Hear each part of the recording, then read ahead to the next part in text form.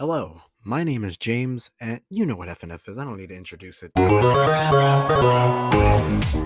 Friday Night Funkin', a game that took the internet by storm in late 2020 when its charming art style, killer music, and fun game mechanic entered the scene. Well, the last major update for the game was in 2021, and here we are 2 years later. We have heard jack shit from the creators after they got over $1 million from the Kickstarter, and the mods kept the fandom alive for most of the hype. Well, yes, it does go without saying that most of the fandom for Friday Night Funkin' did not enter or stay because of the main game. The base game itself still holds up fairly well compared to the mods today.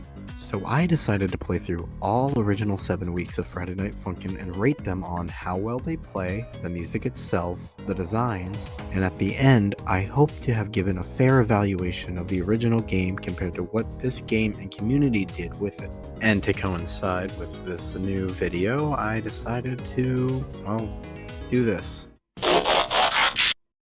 This is what I look like normally, not as the red blob as I like to call him. He's also in the thumbnail, so you probably were wondering who is this? It's me. Let's get funkin'. Week 1. There isn't much to talk about here. Being the first week ever created, it is both the most important week and the most boring week. The songs are okay compared to later, and the feel of playing the songs is passing. I give it the benefit of being the first one, so obviously there would be improvement later on to new things, and from the looks of things, room to improve is in the final build. I've seen recently that the FNF team is hiring more people for a reworking of the entire game, so there is hope for the OG Daddy Dearest week.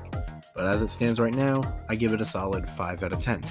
Baseline for improvement, which we got.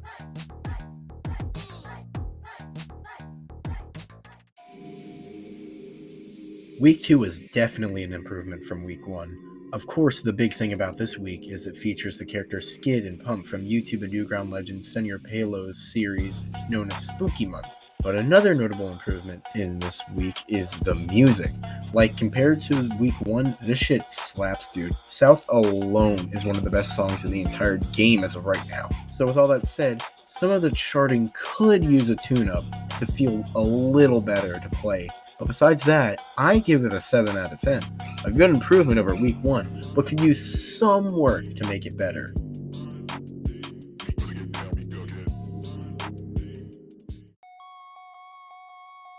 Week 3's arrival is one of Newground's poster childs, Pico, a school shooter with a really fucked up friend group. It was 1999, what do you expect? The music in this one's pretty good, Blammed goes pretty hard, I must say.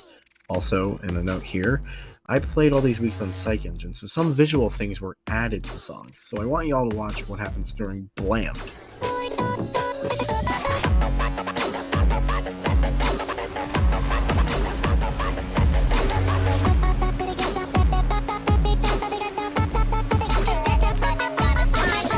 So I'd give this week a 6 out of 10. Not bad. Not bad.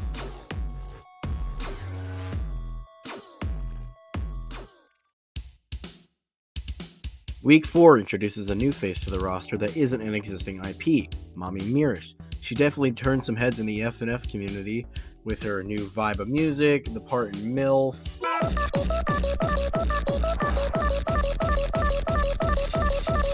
and her appearance. Well, I don't care about character design yet, but this week is a solid 7 out of 10 as well. It's good, but some improvements can be made.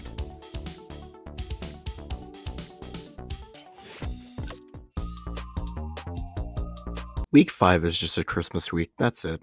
The songs are alright and it was cool to see Daddy Dearest return, but nothing special. It was the first real appearance of the Lemon Demon, so we got that going for us. But besides that, there's really nothing, so I give it a 4 out of 10. It's not good compared to the other weeks, it's just Daddy Dearest and Mommy Dearest at Christmas. That's kinda it.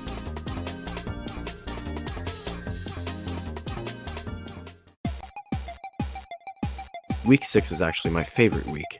The art style changing up for a 16-bit look is really well done. This week was the first to add dialogue cutscenes to Friday Night Funkin', so that's fun. This week is the reason why everyone thinks Boyfriend just says beeps and boops as a language. It also added character phases. Senpai here can get upset after the first song and then turns into the red thing on the third. I don't know what he is, but I'm fond of random red creatures. so I give it an 8 out of 10. Personal favorite for being one of the most influential weeks to the fandom.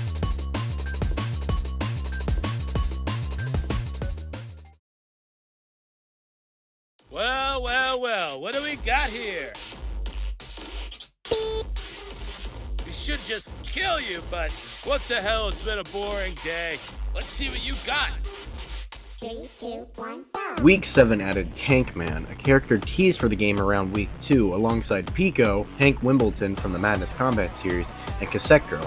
But obviously, only Pico got added, so when UG got leaked and mock-ups for Week 7 and what it would look like started sprouting around, we knew that Tankman and the voice/creator of the Tankman series, Johnny Utah, would be in it, and we were hyped. It did add the animated and voice-acted cutscenes for Friday Night Funkin' 2, so that was also exciting. And the music was god tier, so Week 7 here gets a 9 out of 10. Probably the best week we've gotten so far.